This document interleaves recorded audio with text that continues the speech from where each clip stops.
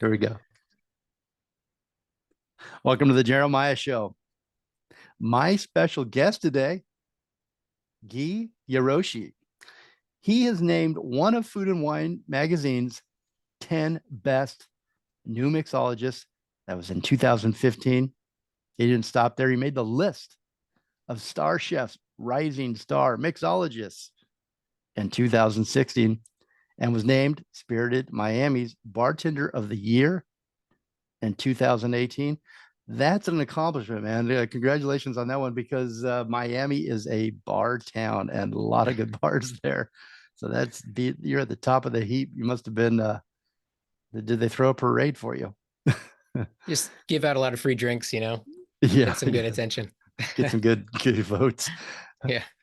He's a co-founder of Unfiltered Hospitality and is the former global beverage director for SBE and Disruptive Restaurant Group. Now, SBE is one of the best, the very best out there, and one of my inspirations in my career. Guy has designed menus. He's collaborated on products with Williams Sonoma, British Airways, the Smithsonian Museum, and the James Beard Foundation. He was featured as one of Miami New Times' most interesting people of 2017, and we're going to find out why. Welcome, Guy.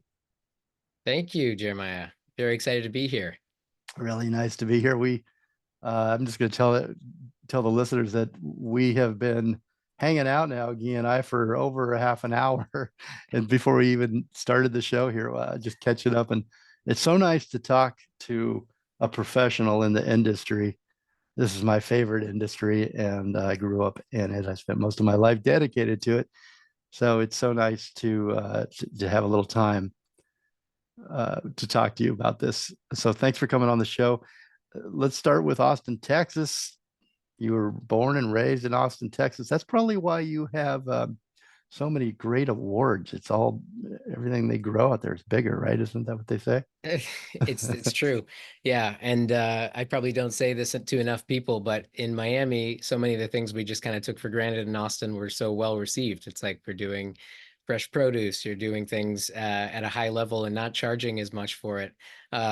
Not things you would say were hallmark of the Miami beverage scene. Yeah, right. Um, so how did Austin? I know that Austin. Are you back in Austin now? No, I'm full time in Miami. I was You're in back Miami. Okay. there. Yeah, back there last month, but it's pretty nuts to see how Miami has changed. I left in 2006, so after graduating from UT Austin, and I thought, I've always loved the beach and being near water, and I thought I'll live in Miami for a year or two after college, and then now it's been whatever it's been, 18 years. Mm. But it's crazy to see the growth and development of Austin. You have some cranky Austinites like my sister that will say it's one thing, and I think it's cool to be there as a tourist in my own hometown now and see the things that I love growing up, but also see all this new exciting stuff going on. Yeah, you kind of see it again with fresh eyes, right? And then also that world perspective that you've gained in some of the best bars in the world and some of the best restaurant groups in the world, hospitality. Mm. So what And did because you've mentioned I've seen articles I've read about you a little bit today, and I've seen you mention that Austin really instilled your first love of food and drink and the hospitality business at a really early age. What age was that, and how did that happen? You tell me a story there. Well, so I kind of had an interesting upbringing a little bit. So my dad was the artistic director and founder of a live theater called Capital City Playhouse, which was in downtown Austin for many years. And he was just kind of the host, he's the fundraiser, he's the one making artistic decisions, but basically he was there every night, sort of hosting people before they go into the play, and then, managing the many personalities that come with live theater in a city like Austin. And then my mom was kind of on this other spectrum. She managed convenience stores for the University of Texas at Austin.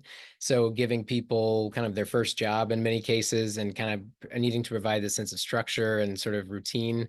And my first kind of serious girlfriend in high school, her parents had restaurants growing up. So I went to go see her hostess there, and I felt like the restaurant or the bar was kind of like the perfect marriage of those two things that I kind of grew up with. It's like a bit of being on stage and performing, but also having that sort of military sort of structure and rigor of doing set tasks every day and kind of following the plan. And yeah, the day I turned 18, I applied to work at a restaurant called Cafe Serrano's, which is just kind of like a homegrown Tex-Mex chain.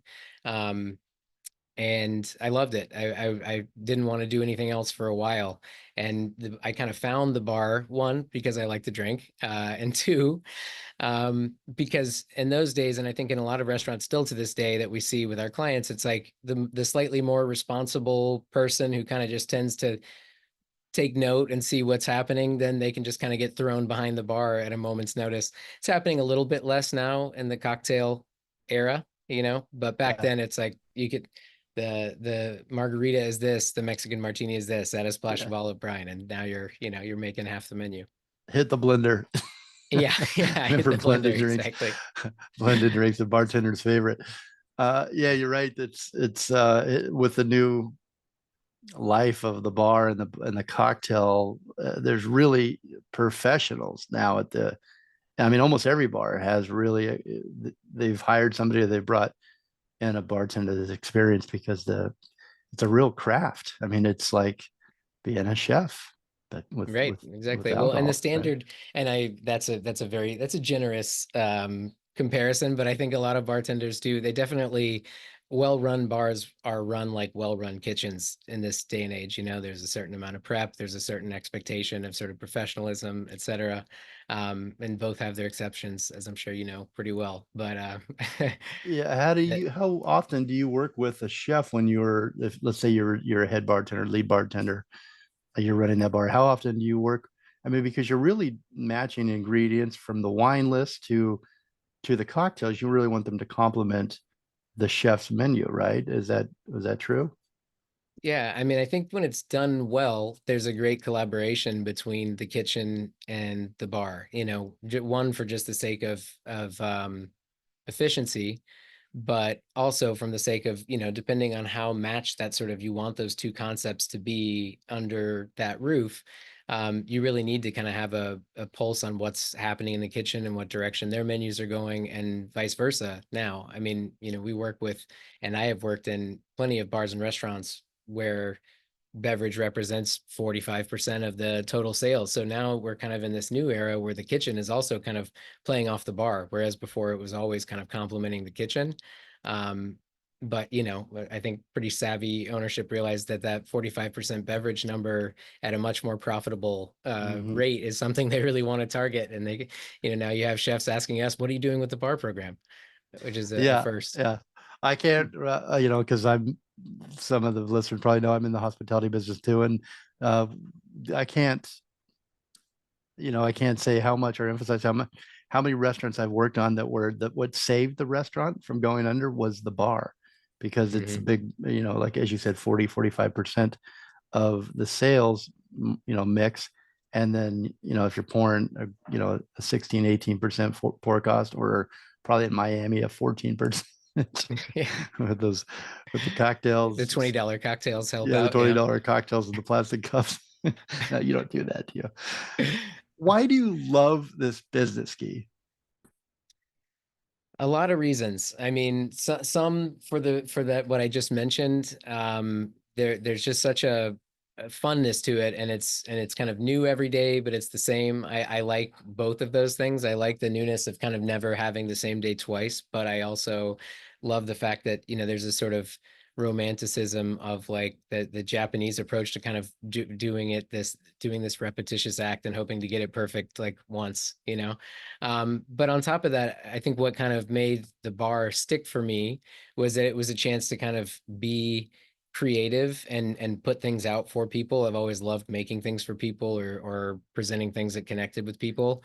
Um, and again, and on the front of house side as a server, you get to really provide those experiences, but in the bar you get to actually make things for people and see how they react to them, and take it that one step further, and it really was addictive for me. Yeah, it's an intimate experience, and I like what you said there, connection.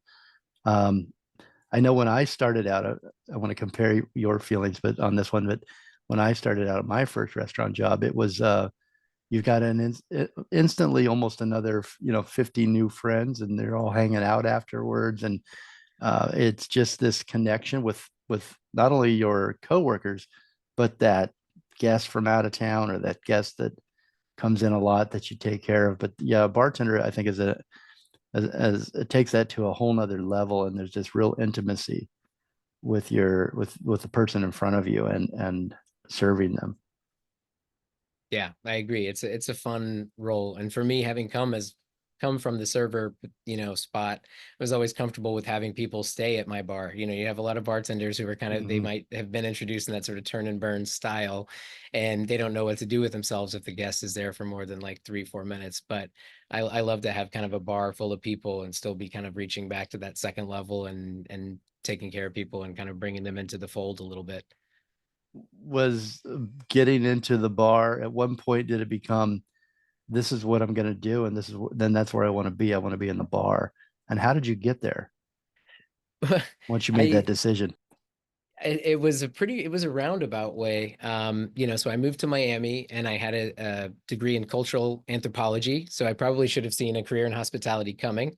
But I didn't. And I took a That's job in great. marketing and I was, it was a marketing job in air quotes for those listening on the radio, but it was really like greasing South Beach concierge to do doctor house call services. Um, and after a few months, with my girlfriend at the time was working on Lincoln Road, selling jeans, and she worked like the dream South Beach schedule, 3 p.m. to 11 p.m. So you can do the beach during the day and you can still go out at night with, hours to go out. Um, so I wanted to get back into hospitality. Um, I tried to get a job at the Delano. So I'd been going out a little bit. And we talked a little bit before the show about it. The Delano Hotel was this kind of real happening great spot for me and Traeger, Morgan's Hotel Group. But I was thinking to myself, having gone out a bunch and feeling like a lot of the, Miami bars and restaurants I went to were kind of a lot of fluff. I felt like the Delano and Joe Stone Crab were the two places where I was like, these places really delivered on the hospitality part and they're grand and impressive. So I wanted to work there. I applied at both and didn't get a job at either. So I landed at a 24-hour bar lounge place called Cafeteria. And then a few months in, my first regular was the F&B director at the Delano. And he's like, what are you doing working in a place like this? And I'm like, well, what, you Nice. got another option? He's like, yeah, I'm the F&B director at the Delano.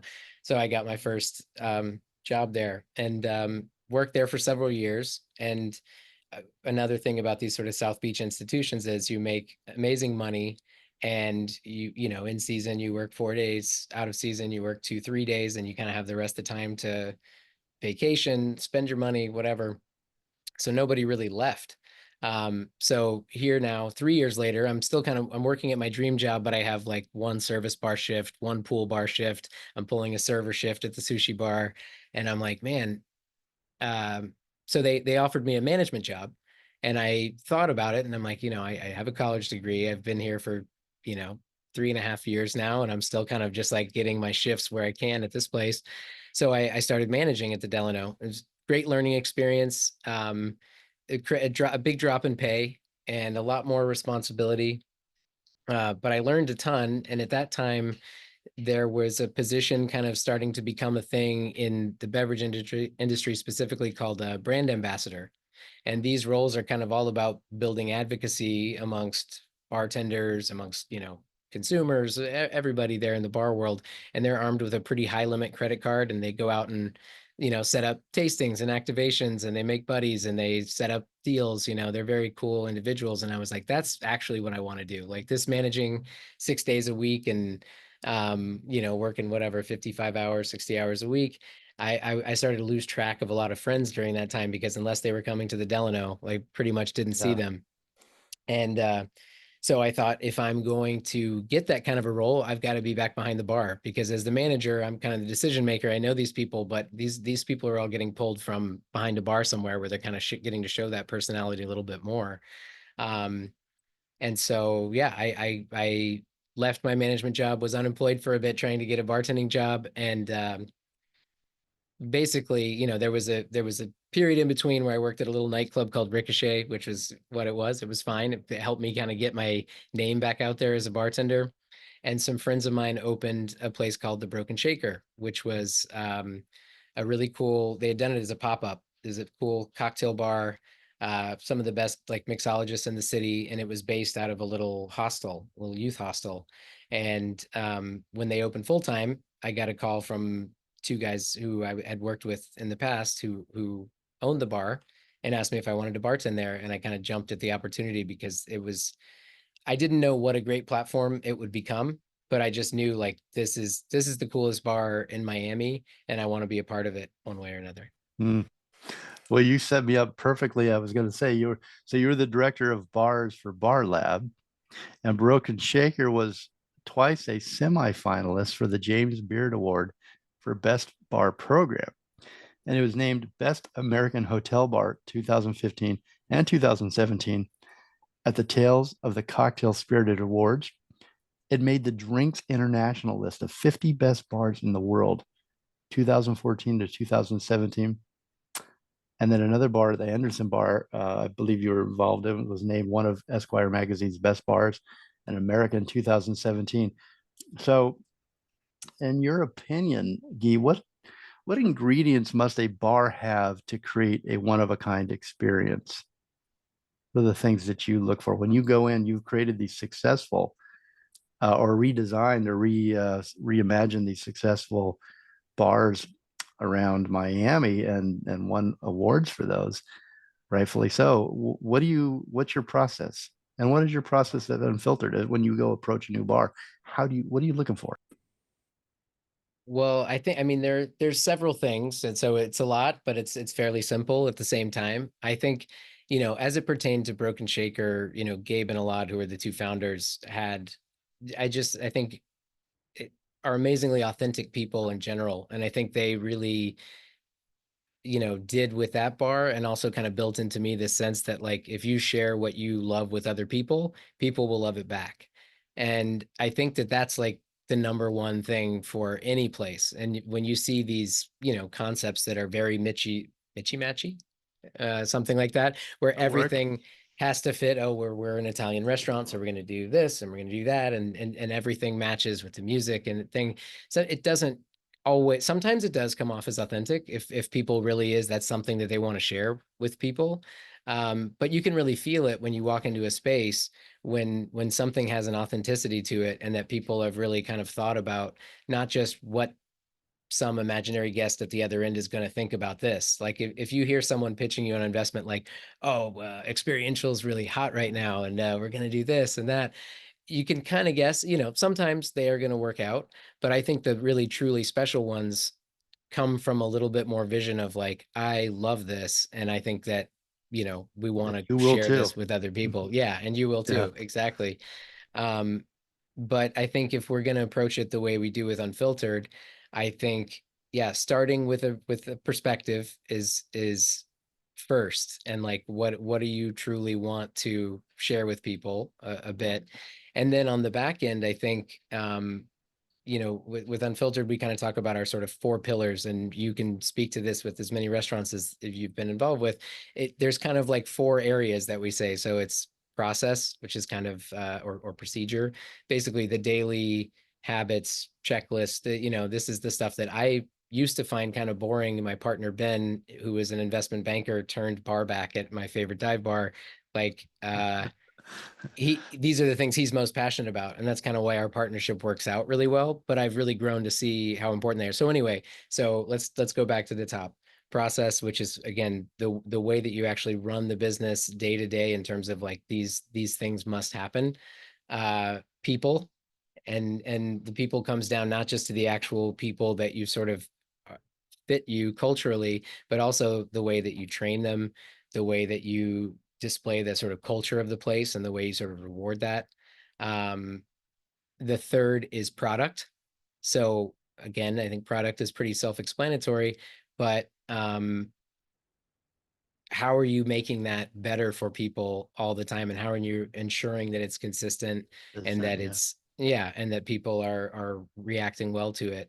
And if they're not reacting well to it, at least you're super happy with the way it went out.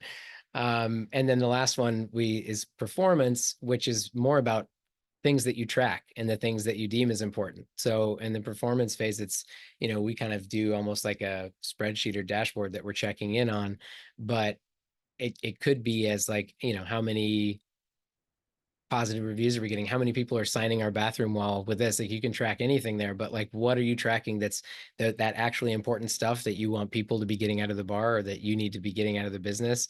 And how are you ensuring that that's like happening or improving? Yeah, so important. Yeah, It seems so common sense, but it's really not common sense as it common sense is so common as they say. But it's those. Like your partner's approach, the checklists, consist because it all comes down to consistency, making sure everybody's cutting the limes the same way, down to using the right glasses and nothing else if you're out of them. right. I love all that. I love that. Those are great tips. My special guest today, Guy Jaroschy. He's here. He is a partner at Unfiltered Hospitality. He's here to share his wisdom and his stories of coming up in the bar and hospitality business.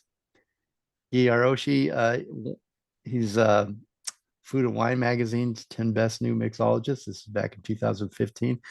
Starchefs Rising Star Mixologist, Spirited Miami's Bartender of the Year, Unfiltered Hospitality. Go out and check them out online. If this sounds like a career for you, believe me, it's the best career you could ever choose. Better bar experiences start here at Unfiltered Hospitality. They've got bar consulting services where and they can help you develop curated cocktails that excite your guests and motivate your team and help your concept stand out in a crowded market. Elevate those cocktails, establish a world-class bar program, and train your bar team with the guys from Unfiltered Hospitality and the entire team. They've got a great team.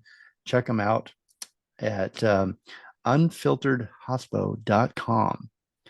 And that's unfiltered HOSPO.com. You can find Guy on Instagram, Facebook, and LinkedIn. You can also find him at Unfiltered Hospo on all those handles on social media. And lots of good stuff. Charles Stedman, F&B director of Virgin Voyages, says of Unfiltered Hospitality, their commitment to innovative training and development of new programming not only revitalizes our offerings, but also perfectly aligns with the pioneering spirit of the Virgin Voyages brand direction. What a great big brand. Say such great things about you. Unfiltered Hospitality. I'm going to go let you check it out. Unfilteredhospital.com. We'll be right back.